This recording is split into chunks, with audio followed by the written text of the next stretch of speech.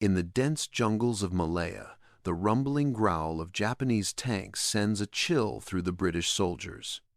One weapon stands out, not for its power or sleek design, but for its ridicule. The Boys anti-tank rifle, a clunky, heavy relic dismissed by many as too slow and cumbersome. But as the Japanese tanks close in, the unthinkable happens. A single shot rings out, breaking the silence. The massive recoil sends the rifle's operator stumbling back, but what follows is a moment of stunned disbelief. The shell punches straight through the armor of a Japanese Hago tank, sending it spiraling out of control. The very weapon that had been mocked as useless now becomes the British forces' unlikely savior. The Japanese, shocked by the power of the ugly rifle, are left reeling as the battle begins to turn in the most unexpected way. This is the story of how the Boys ATR proved that sometimes the most underestimated weapons are the most dangerous. The British soldiers were used to the sound of war. The ground was soaked with humidity, and the air clung to their skin. Every step was heavy, each breath like inhaling a thick blanket. The jungle was alive with the sounds of nature, but today it was also filled with the sound of something else. The grinding roar of Japanese tanks could be heard in the distance, growing louder with each passing minute. The troops braced themselves, knowing that the Japanese were relentless and their tanks were some of the deadliest machines on the battlefield. The British forces, though, had something else: the Boys anti-tank rifle, a weapon that had seen better days. The rifle was heavy, awkward, and old. It had been designed in 1937, originally to combat tanks that were much larger than those the British faced now. The Boys ATR was clumsy, difficult to handle, and slow to reload. It had a reputation for kicking like a mule when fired, and the recoil could send the soldiers' shoulders sore and aching. Many soldiers felt that it was more of a burden than a blessing. In the midst of the chaos and tension, the Boys ATR seemed more like a joke. It was so heavy that carrying it felt like dragging a small cannon through the jungle. The rifle's awkwardness made it a favorite target for mockery. Some soldiers even referred to it as ugly, a relic of a bygone era. It was called a one-shot wonder, not because of its power, but because after firing, the operator often had to spend precious moments recovering from the powerful kickback before reloading. The Japanese tanks, though not the heaviest or most advanced, were still a terrifying force. The Hago tanks, which were standard in the Japanese army, were designed to be light and mobile, perfect for jungle warfare. They weren't invincible, but they were strong enough to break through most defenses. The British soldiers, who had spent months in the harsh conditions of the jungle, were skeptical about their chances of stopping the Japanese tanks. Most had already written off the Boys ATR, considering it an ineffective weapon in the modern age of war. Despite the doubts, the rifle was issued to the troops as a last resort. There was no other anti-tank weapon available in sufficient numbers. If the tanks advanced too far, the British would have no choice but to use whatever they had. The soldiers who had experience with the Boys ATR could barely hide their skepticism. The weapon, after all, had never been much of a threat to tanks that had evolved far beyond what it was designed to combat. When the tanks finally arrived, the soldiers positioned themselves in the dense underbrush, the jungle offering little cover against the powerful machines. They knew they had no time to waste. As the rumbling sound of the tanks grew louder, a heavy silence fell over the British troops. They could feel the vibrations in the ground beneath them. The tension was unbearable. The tanks were getting closer.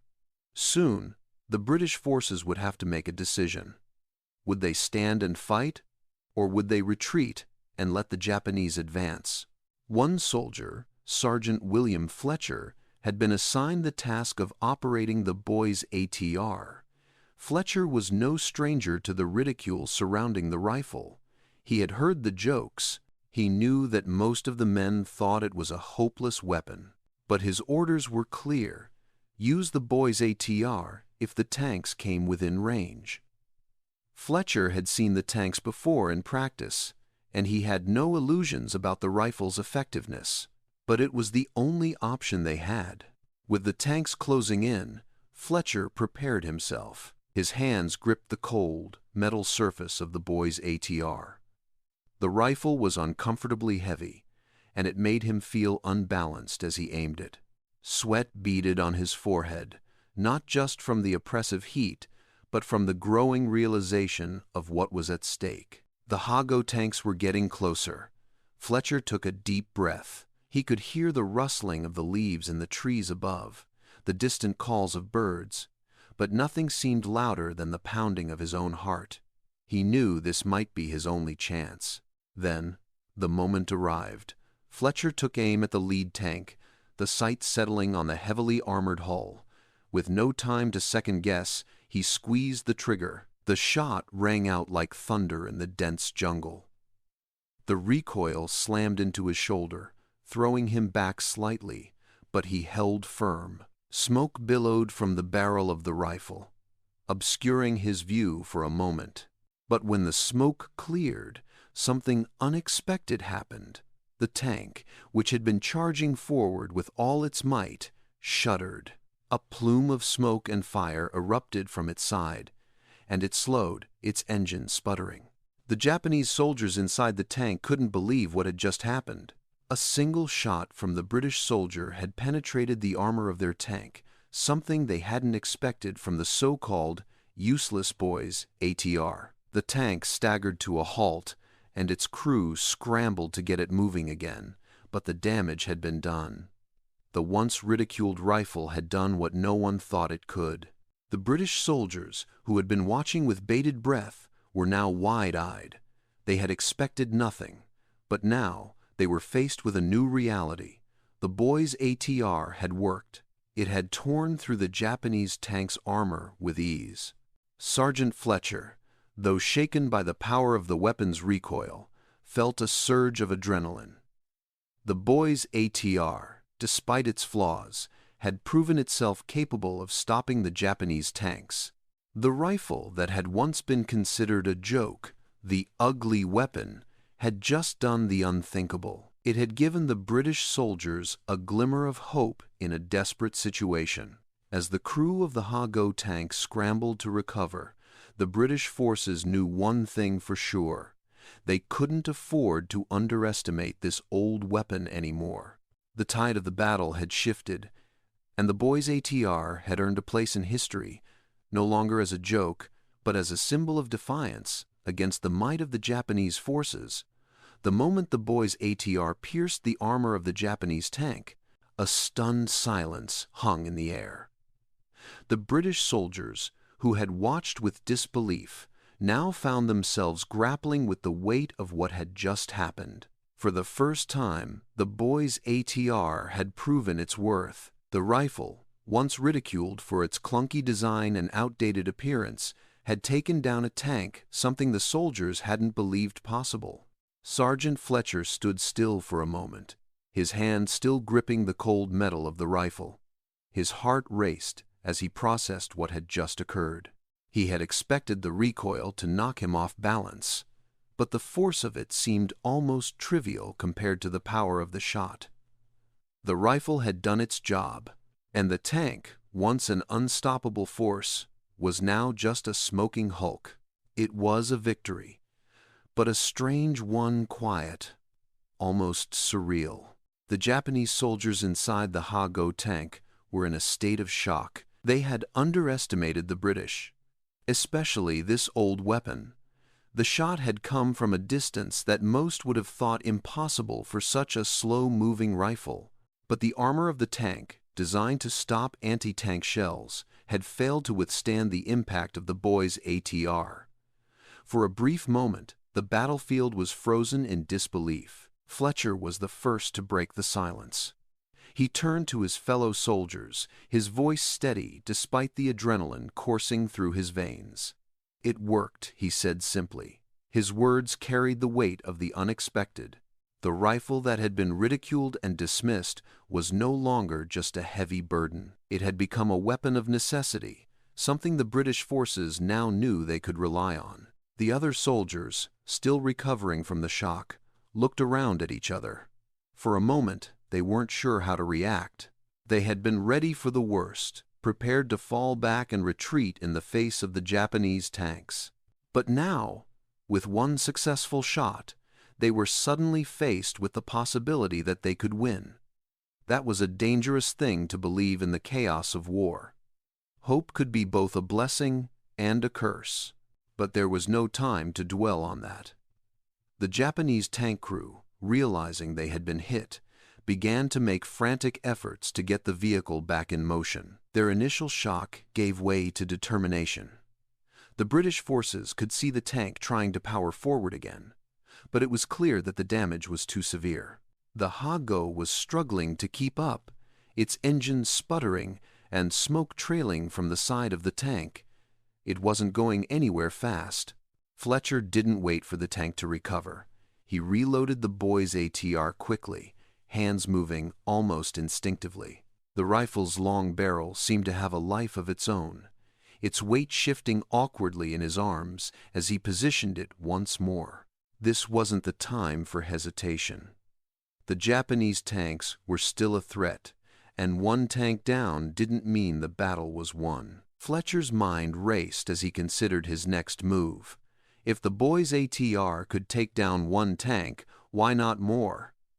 The British soldiers had a chance to turn the tide, but they couldn't afford to waste it.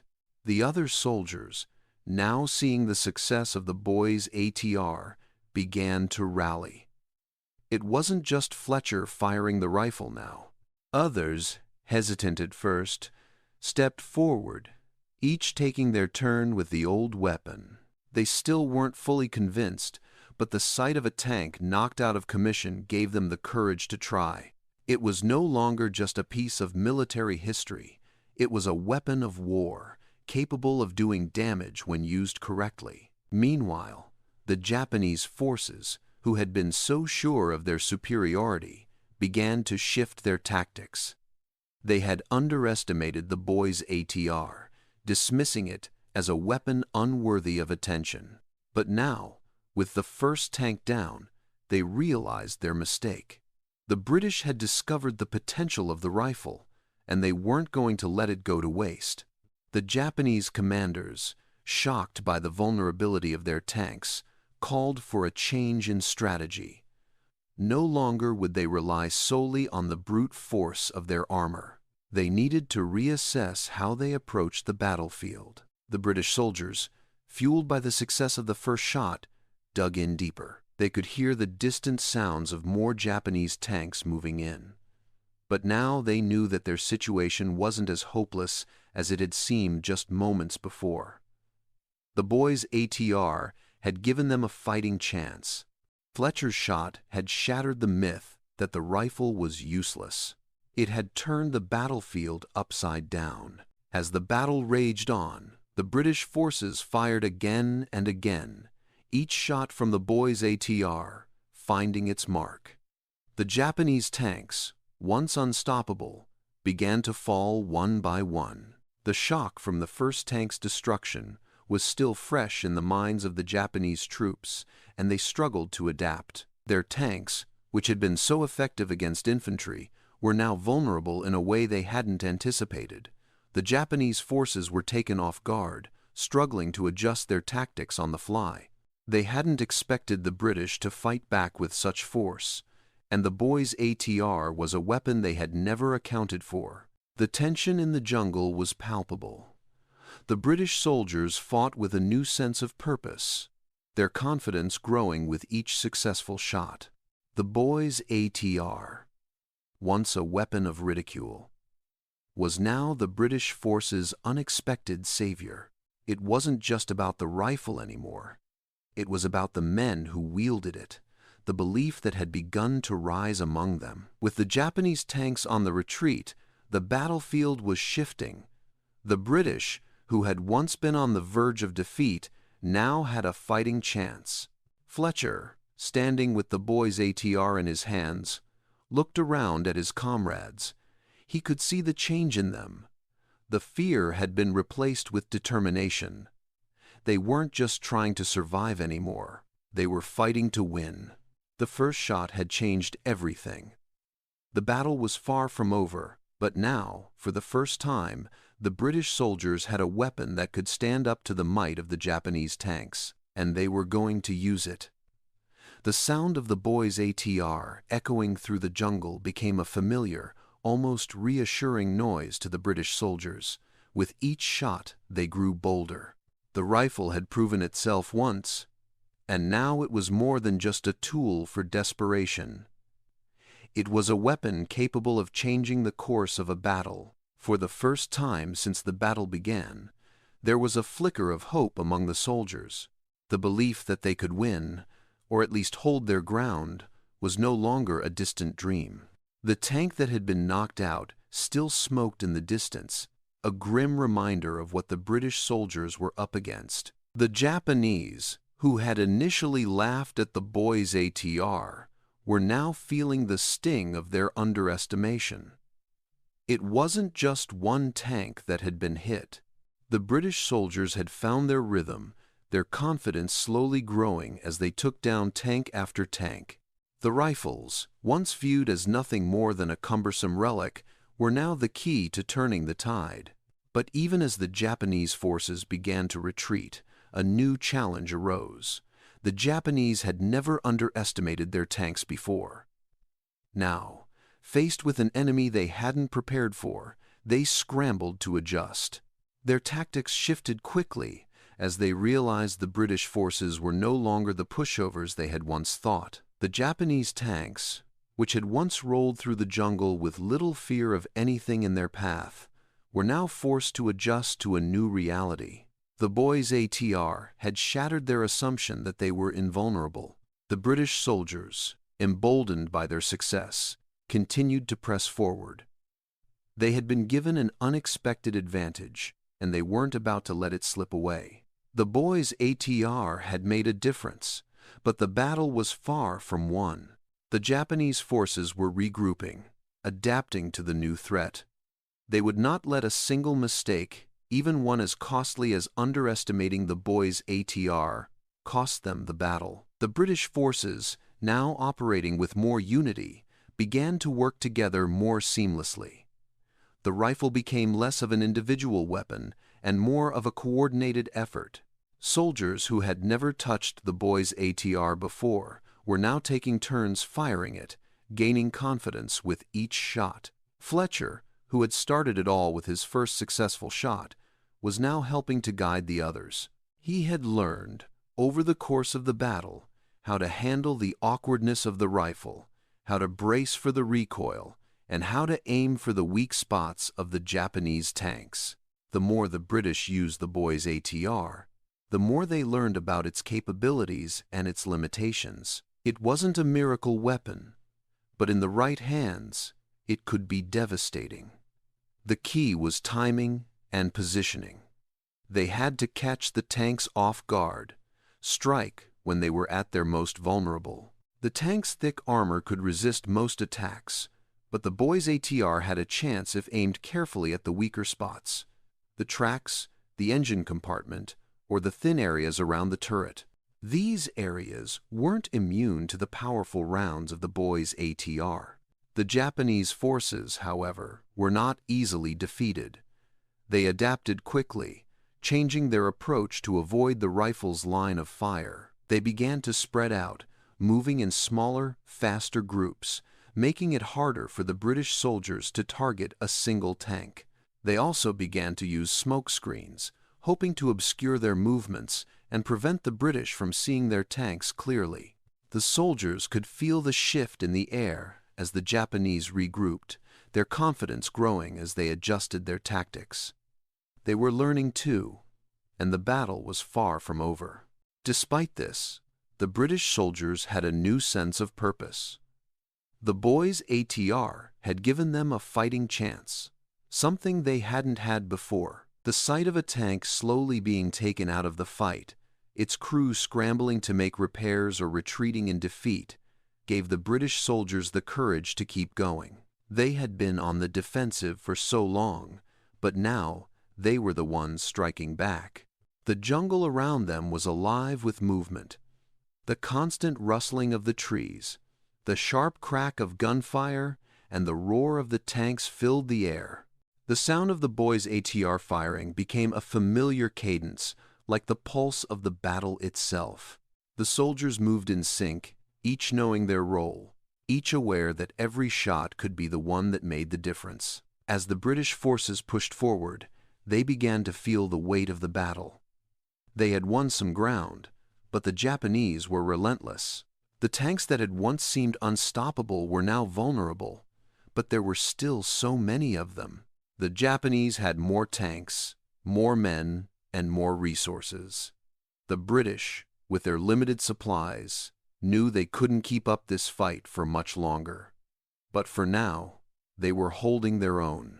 They had proven that they could stand up to the Japanese tanks, and that knowledge fueled their determination. The Boys ATR had done more than just stop the tanks. It had changed the morale of the British soldiers.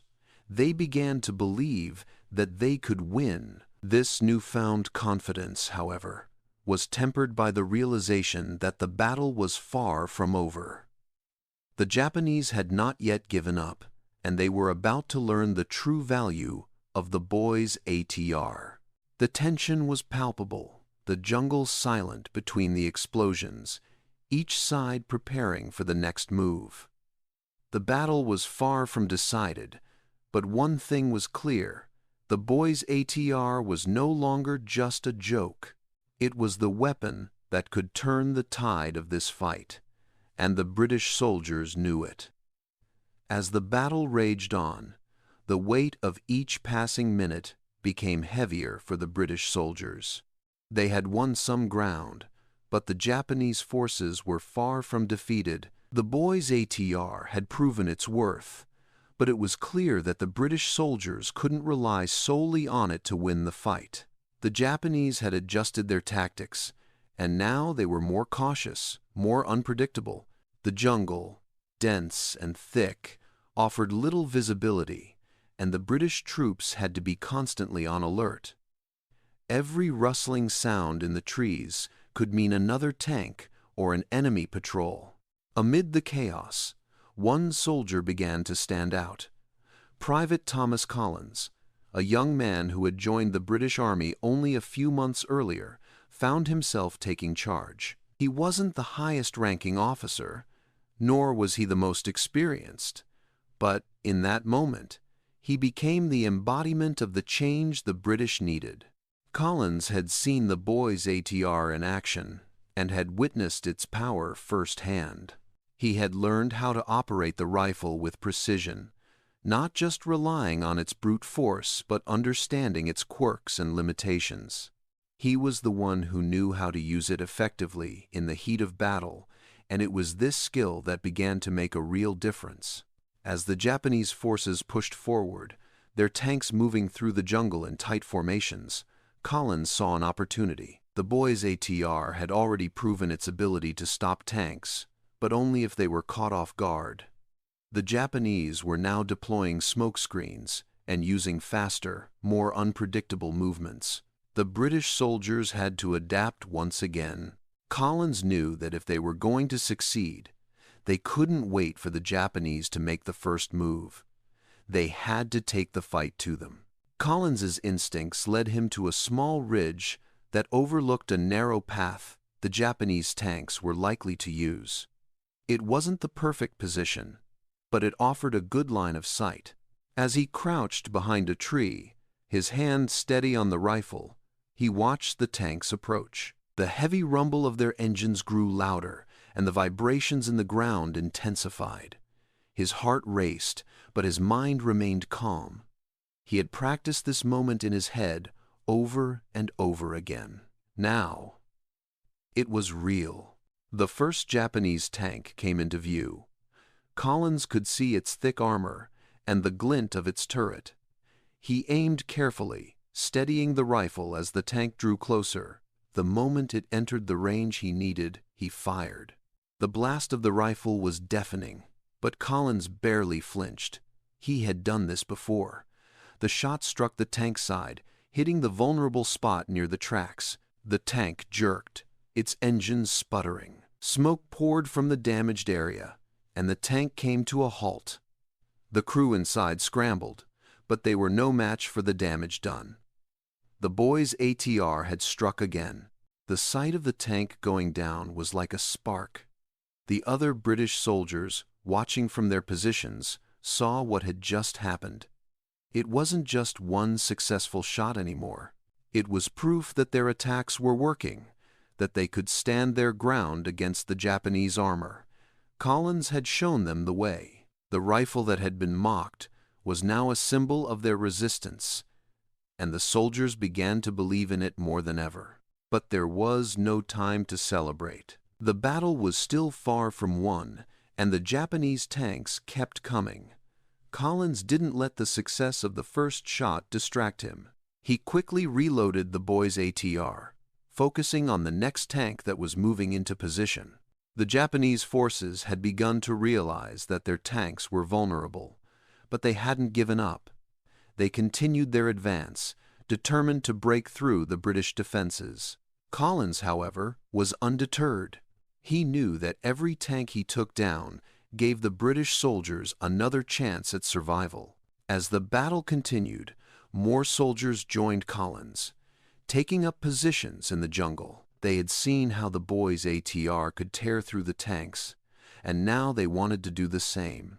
One by one, they took their turns with the rifle, each shot fired with determination and precision. The Japanese tanks, once so confident in their superiority, were beginning to fall back. The British soldiers, though outnumbered and outgunned, were holding their ground. They had a weapon that could take down the Japanese armor, and they were using it to full effect. The battle was not over, but it had changed. What had started as a desperate fight for survival had transformed into a battle for control. Collins, who had stepped up in the heat of battle, had become a symbol of the British soldiers' resilience. His calmness under pressure, his ability to wield the Boys ATR with skill, had inspired the others. He had shown them that they could stand up to the Japanese tanks, that they could win. It wasn't just about the rifle, it was about the men who wielded it. Collins had proven that, with the right tools and the right mindset, even the most difficult battles could be won. The sound of tank engines continued to fill the air, but now, instead of fear, the British soldiers felt a sense of purpose. They were no longer just reacting to the Japanese advance. They were taking control. Collins and his comrades, now armed with the knowledge that the Boys ATR could stop the tanks, were ready for whatever came next. They had become more than soldiers. They had become a force to be reckoned with. The Japanese tanks, once unstoppable, were now facing a new kind of resistance, one that would take more than just brute force to break. The jungle was now a battlefield. The sounds of war echoed through the dense trees as the Japanese tanks, once unstoppable, now faced a determined British resistance. The Boys ATR had proven itself in battle, but it was not the only weapon the British had left. As the tanks moved forward, they could feel the pressure mounting. Each shot from the Boys ATR that hit its mark was a victory, but the Japanese were relentless. They had not given up yet, and the British soldiers knew that they had to do more than just stop a few tanks. They had to stop the entire advance. Sergeant Fletcher, Private Collins, and the other soldiers who had been fighting alongside them knew that the time had come for their final stand. The British forces, though small and outnumbered, had something the Japanese could not have anticipated: the ability to adapt and fight back. The Boys ATR had already shown its potential, but now it had to prove itself one last time. The Japanese tanks were advancing in full force, a wall of iron and fire. Their speed and mobility were overwhelming, but the British soldiers had learned to use the terrain to their advantage. They were positioned along the edges of the jungle, hidden in the underbrush, ready to strike. The tanks moved forward, unaware of the deadly threat lying in wait.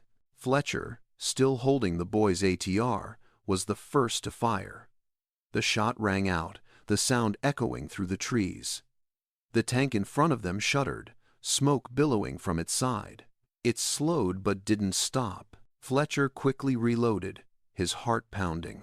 He had seen this before. He knew that one shot wouldn't be enough to take down the tank. But now, with the element of surprise on their side, the British soldiers were beginning to wear the Japanese forces down. Collins, who had now become a leader among the soldiers, took his position alongside Fletcher.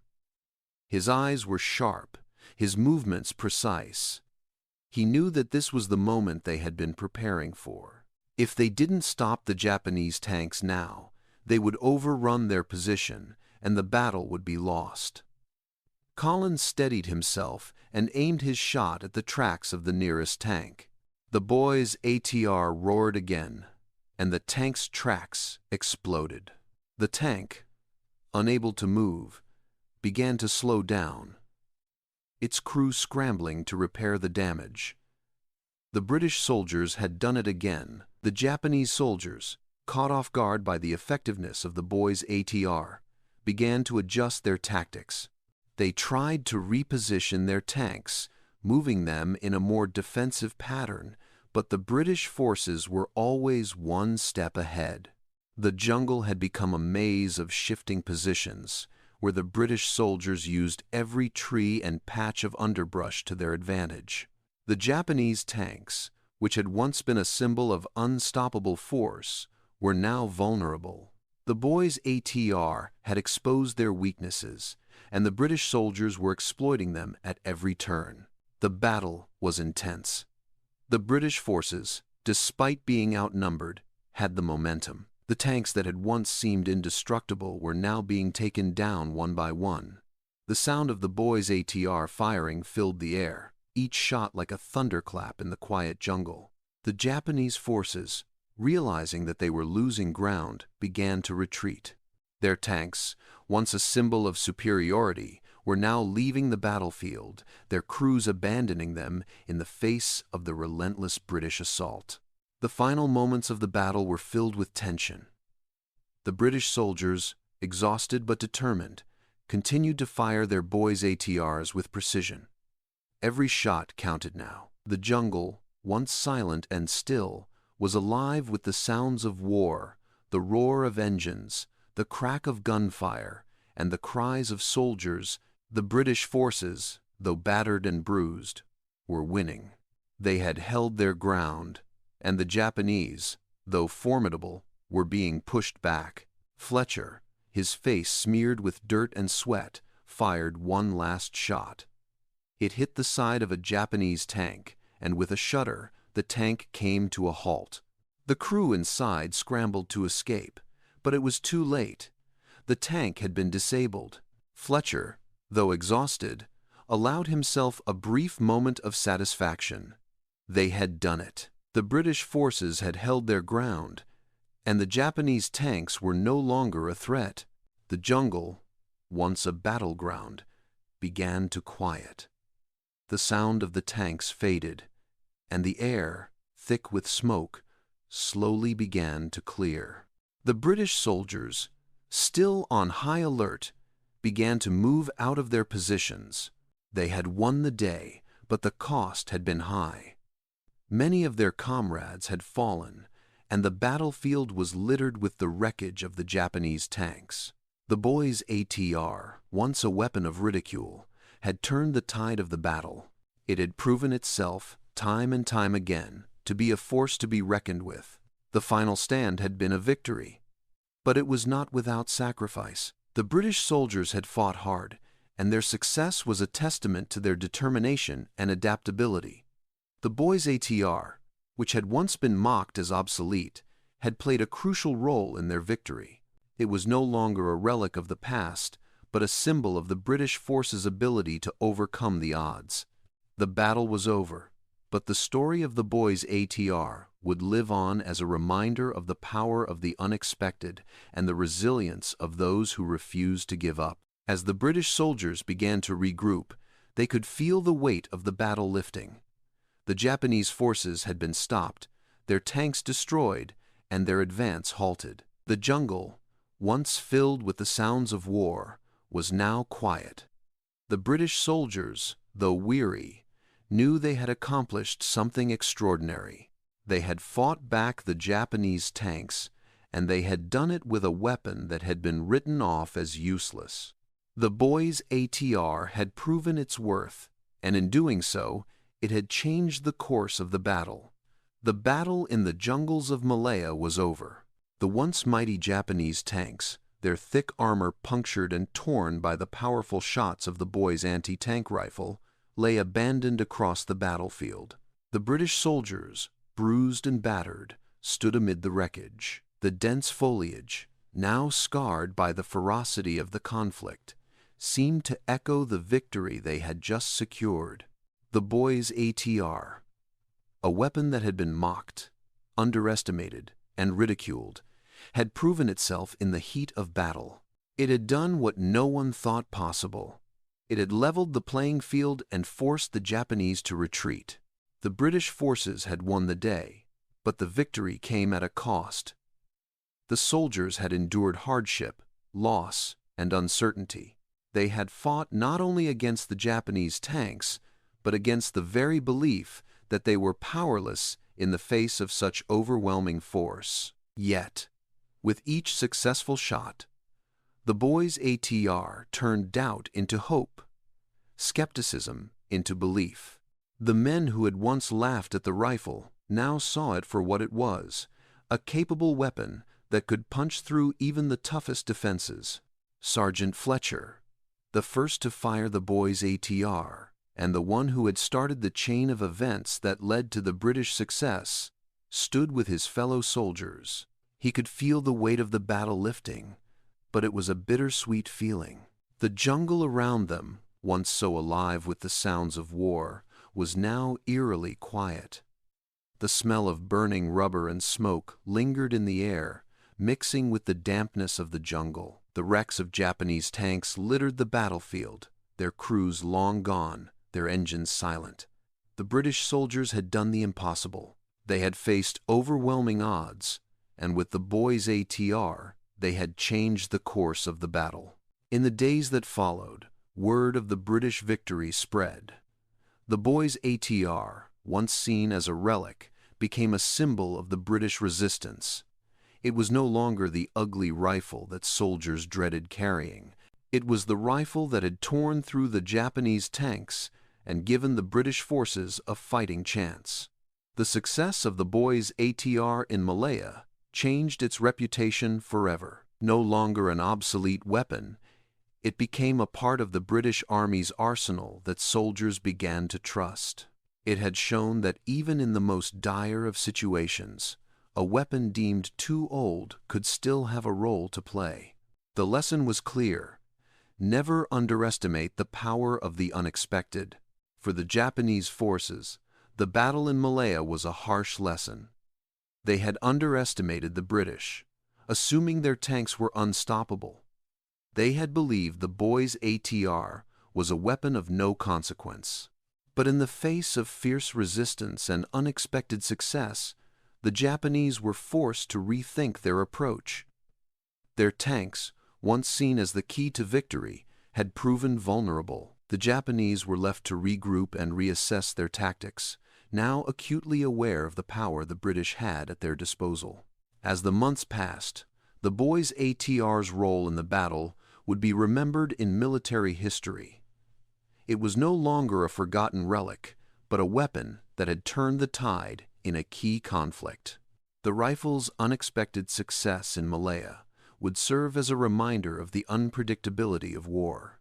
The British soldiers who had fought with it would carry the memory of its power, knowing that they had used it to change the course of their fight. The weapon had become more than just a tool. It had become a symbol of their resilience, of their ability to overcome the odds. The legacy of the Boys ATR was not just in the tanks it destroyed or the victory it helped secure. It was in the lessons learned on that battlefield. The British soldiers had learned that, even in the most difficult situations, they could find a way to adapt, to make the most of the resources they had. They had learned the importance of believing in the unexpected, of taking what they had and using it to their advantage. The Boys ATR, ugly and old as it was, had shown them that sometimes the greatest strength lies in the ability to make do with what you have. The battle in Malaya was one of many in the larger conflict, but it would go down in history as a turning point for the Boys ATR. The weapon, which had once been laughed at, had shown its true worth. It was no longer just a relic of the past. It was a force to be reckoned with. And for the British soldiers who had fought with it, the memory of the Boys ATR's success would never fade. It had proven that in war, sometimes the most unlikely of weapons could change the outcome of the fight. The British forces left the battlefield victorious, but the true victory lay in the lessons they carried with them. They had proven that determination, resourcefulness, and the ability to adapt could overcome even the greatest challenges. The Boys ATR, once mocked and disregarded, had become a symbol of that very spirit. And for those who had been part of the battle, it was a reminder that no weapon, no matter how old or ugly, should ever be underestimated. The legacy of the Boys ATR would live on as a testament to the unexpected victories that shaped the course of history.